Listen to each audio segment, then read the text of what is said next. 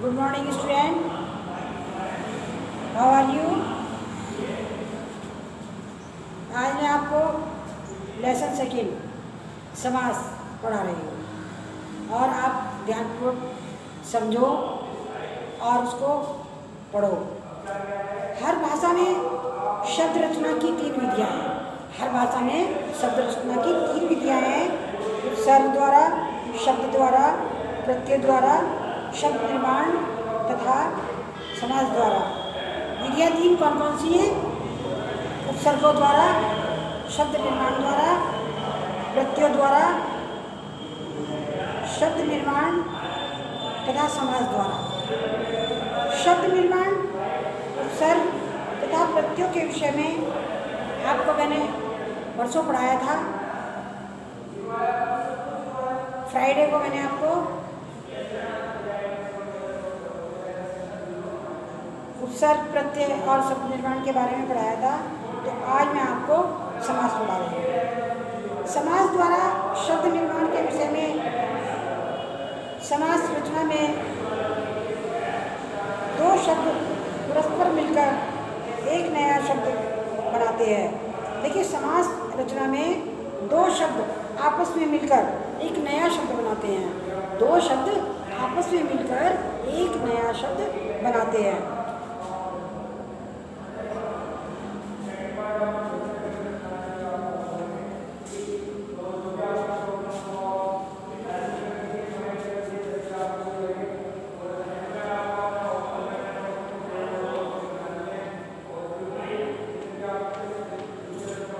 जैसे पूर्ण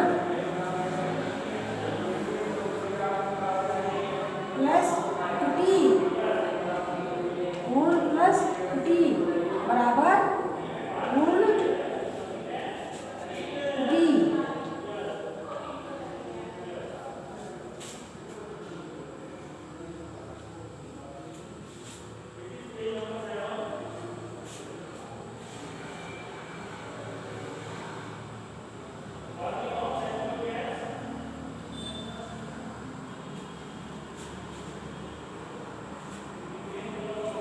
नेत्र प्लस हीन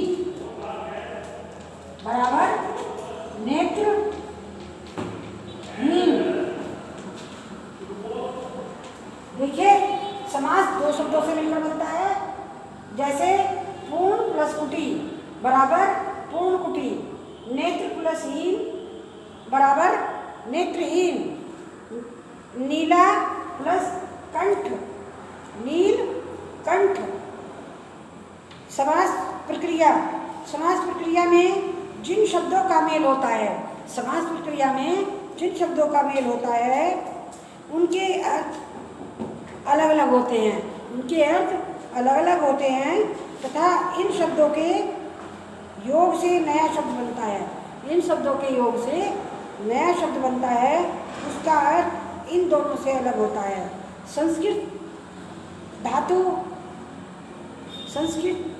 धातु अस, जिसका अर्थ है संक्षेप पढ़ना, जिसका अर्थ है संक्षेप पढ़ना। सम उपसर्ग जोड़कर समास शब्द बनाया है। ये संस्कृत की अस धातु से लिया गया है, जिसका अर्थ है संक्षेप पढ़ना, और सम उपसर्ग लगाकर समास शब्द बनाया है। समास शब्द का अर्थ है समाहार या मिलाप, समाहार या मिलाप। समास का मुख्य अर्थ है संक्षेपीकरण। अब मैं आपको समास की परिभाषा बता रही हूँ। ये मैंने आपको समास का अर्थ बताया था। समास की परिभाषा: 2 या 2 से अधिक शब्दों के मेल से नए शब्दों की बनने की प्रक्रिया को समास कहते हैं। 2 या 2 से अधिक शब्दों के मेल से नए शब्द बनाने की प्रक्रिया को समास कहते हैं।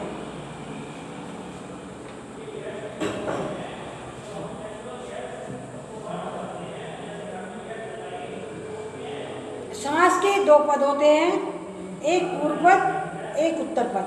समास के 2 पद होते हैं, एक पूर्व पद, एक उत्तर पद।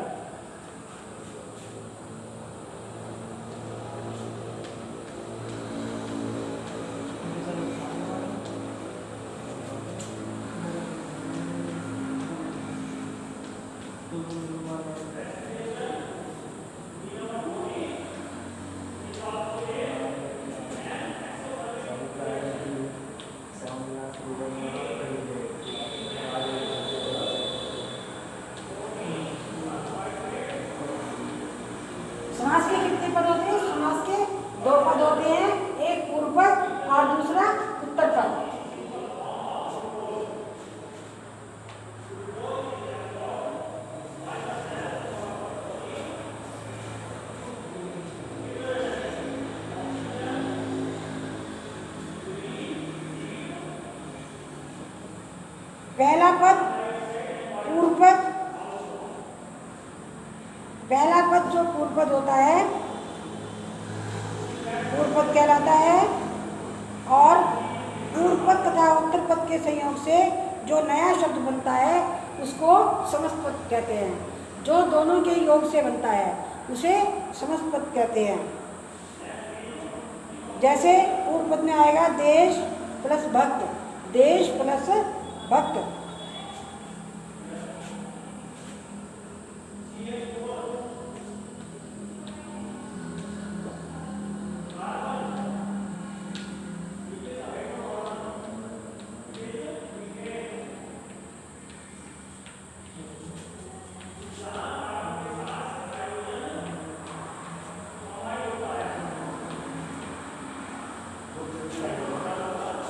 देखिए पहला पद देश और दूसरा पद भक्त, यानी देश भक्त।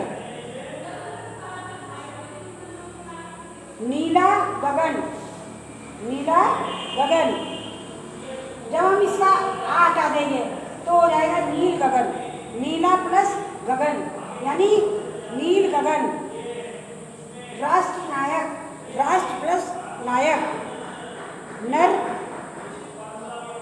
नर नारी, नर प्लस नारी। प्रत्यक्ष, प्रति प्लस अक्ष। पंच प्लस आनंद, पंचानन। अब है समास विग्रह। जब समस्त पद के सभी पद अलग अलग किए जाते हैं, जब समस्त पद के सभी पद अलग अलग किए जाते हैं तब उस क्रिया को समास विग्रह कहते हैं। यानी जब उसे अलग किया जाता है, तोड़ा जाता है, तो उसे समास विग्रह कहते हैं।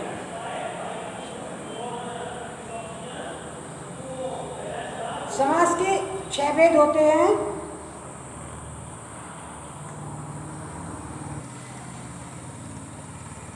अव्ययी भाव समास, तत्पुरुष समास, कर्मधारय समास, द्विगु समास, द्वंद्व समास, बहुब्रीहि समास। अब अव्ययी भाव समास की परिभाषा देखो।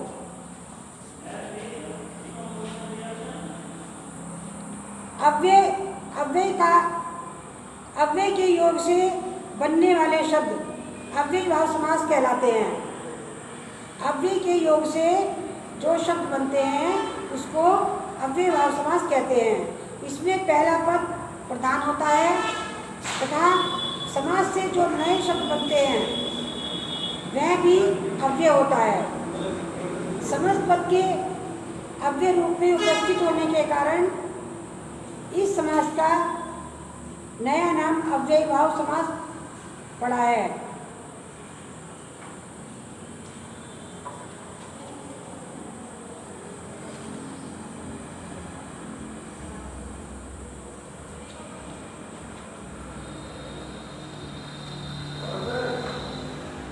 जिस समास का पहला पद कोई अव्यय यानी अविकारी शब्द होता है, कोई अव्यय यानी अविकारी शब्द होता है, उस समास को अव्ययी भाव समास कहते हैं। जैसे यथा समय, पद यथा, पद क्या है इसमें? यथा, और समय, समय के योग से बना है। जैसे समस्त पद क्या है? आजीवन। समस्त पद क्या है इसमें? आजीवन। आ क्या है? अव्यय। और विग्रह यानी आजीवन, जीवन भर। ये यथोचित, यथा, यथा क्या है? अव्यय। और उचित यानी जितना उचित हो, शक्ति के अनुसार। भरपूर, भर क्या है? अव्यय। और आमरण, आ क्या है? अव्यय। मरण, मरण तक। बेमिसाल, बे क्या है? अव्यय। और बेमौके, ये भी बे अव्यय है।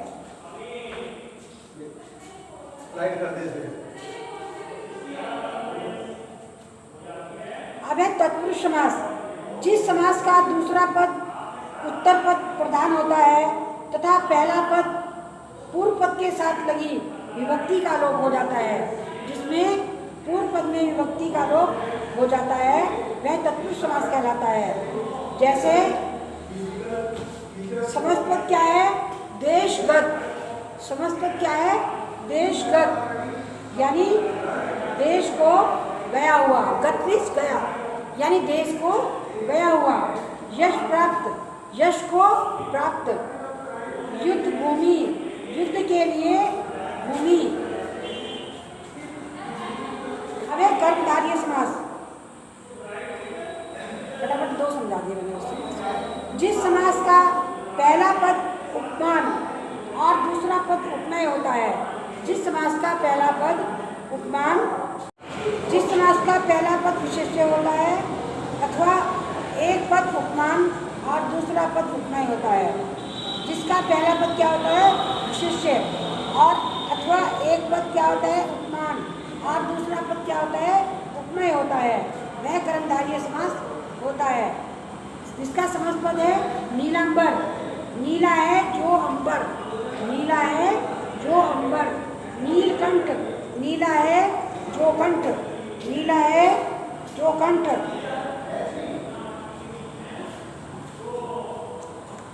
नील, विशेष नीलकंठ में विशेषण क्या है? नील, और विशेष्य क्या है? कंठ। विशेष्य क्या है? कंठ। समस्त पद क्या हो गया? नीलकंठ, और विग्रह करने पर क्या हुआ? नीला है जो कंठ, और फिर है नील गाय। नील क्या है? विशेषण, और गाय क्या है? विशेष्य। विग्रह करने पर क्या होगा इसका? नीला, नीली है जो गाय। पुरुषोत्तम, उत्तम क्या है? विशेषण। अब पुरुष क्या है? विशेष्य। विग्रह करने पर क्या है? उत्तम है जो पुरुष। काली मिर्च, काली है जो मिर्च, विग्रह करने पर। और उपमेय उपमान संबंध वाले कर्मधारय समास, अभी आपको बताया था उपमेय और उपमान। इस संबंध में पूर्व पद के स्थान पर कभी उपमेय आता है तो कभी उपमान। इसमें क्या आता है? कभी तो उपमेय आता है और कभी उपमान आता है। जैसे भुजदंड, भुजदंड, भुज क्या है? उपमेय, दंड क्या है? उपमान। दंड के समान भुजा, दंड के समान भुजा। कर कमल, कर क्या है? उपमेय, कमल क्या है? उपमान। कमल के समान हाथ। फिर है उपमेय और उपमान। उपमेय, उपमान क्या है? घन, और उपमेय क्या है? श्याम, घन श्याम। विग्रह क्या है? धन के लिए, धन के समान। कमल नयन, कमल क्या है? उपमान, और नयन क्या है? उपमेय। कमल नयन, कमल के समान नयन। अब है द्विगु समास। जो समस्त पद का पूर्व पद संख्यावाचक होता है, जिसका पहला पद संख्यावाचक होता है तथा समस्त पद किसी समूह विशेष का बोध कराता है। जो किसी समूह विशेष का बोध कराता है उसे द्विगु समास कहते हैं। जैसे पंचवटी, पांच है वृक्ष, यानी 5 वृक्षों का समाहार, यानी समूह। सप्ताह, 7 दिनों का समूह, 7 दिनों का समूह सप्ताह। अष्ट सिद्धि, 8 सिद्धियों का जो है समाहार। चतुर्भुज, 4 भुजाओं वाला, 4 भुजाओं का समूह।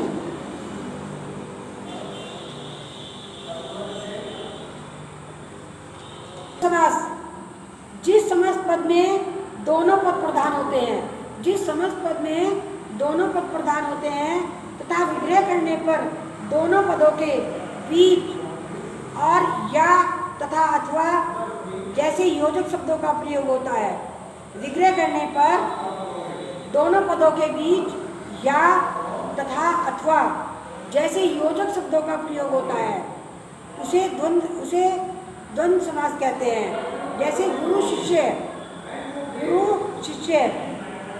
ये समासपद क्या है इसका? गुरु शिष्य। और विग्रह करने पर क्या है? गुरु और शिष्य। धर्म अधर्म, समासपद क्या है इसका? धर्म अधर्म, धर्म या अधर्म। भीम अर्जुन, भीम और अर्जुन, अब है बहुव्रीहि समास। छठा समास है बहुव्रीहि, जहाँ पहला पद और दूसरा पद मिलकर किसी तीसरे पद की ओर संकेत करता है। जहाँ पर पहला पद और दूसरा पद मिलकर किसी तीसरे पद की ओर संकेत करता है, वहाँ बहुव्रीहि समास आता है। जैसे कमल नयन, कमल के समान नेत्रों वाला कौन है? अर्थात विष्णु। चंद्रशेखर, चंद्र है जिसके माथे पर, उसे क्या कहते हैं? उसे शिव शंकर। नीलकंठ, नीला है कंठ जिसका, अर्थात शिव। देखिए कभी कभी जो है कर्मधारय और बहुव्रीहि समास में आप जो है एक ही समझ लेते हो। इसमें से तीसरे पद की बहुव्रीहि समास में तीसरे पद की कोई तीसरा ही पद होता है, दोनों में अंतर है।